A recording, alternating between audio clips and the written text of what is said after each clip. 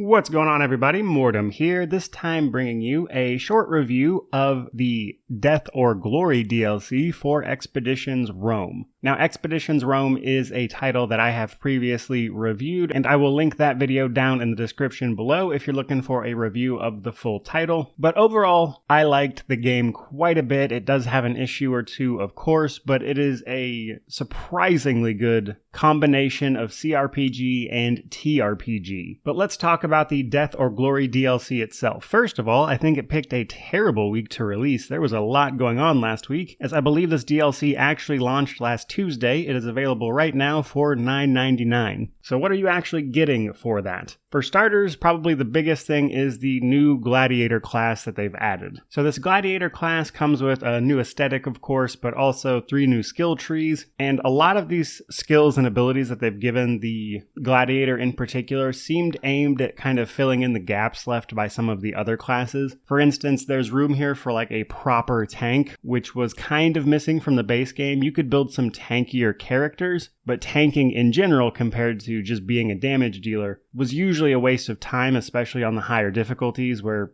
everyone doing as much damage as possible is usually just better. Whereas with this class, they've given you the option of a very difficult to move tank, or someone who can actually physically move other characters around the battlefield very consistently, as well as abilities that will give your character the possibility of retaliating, that is to say, hitting an enemy when they hit you. And then their last tree is a very interesting one. It actually focuses on the morale of your enemies, and while it does decent enough damage, its main focus is actually just panicking your enemies by lowering their morale, which can be an incredibly effective method as it effectively robs your enemy of their turns by just taking all of their morale away, to the point where one of their abilities actually guarantees a morale failure if they are directly next to your gladiator, which can be very strong if used effectively. Now, the new Gladiator class does come with a couple of other things added to the base game as well, mostly in the form of arenas. In all 3 of the war campaigns of Expeditions Rome, you can now also find an arena. Each arena is going to have its own quest lines and options. Things can play out a little differently depending on what you actually decide to do, but more than anything, you can take part in tactical battles in the form of an arena. Now, there are 3 of these. The first one is pretty basic, and while the layout of them will change a little bit as you're fighting in them, the later arenas are much bigger and have different enemy types, which is pretty cool. Now, if you don't want to play through the entire campaign again just to see this one particular thing, there is actually a Gladiator Mode which lets you take part directly in the arena fights and kind of work your way through them and not have to worry about the rest of the campaign or anything. All you do is the arena fights one after the other. The game will level you up and provide you appropriate equipment, etc., so you can just jump straight to the new stuff if you want via Gladiator Mode. And last but not least, if you've played Expeditions Rome more recently, you might remember that you get a companion that was supposed to be a gladiator, but their actual class was the more heavy infantry soldier type. Well, there is an option when starting a new game now to change that character's class to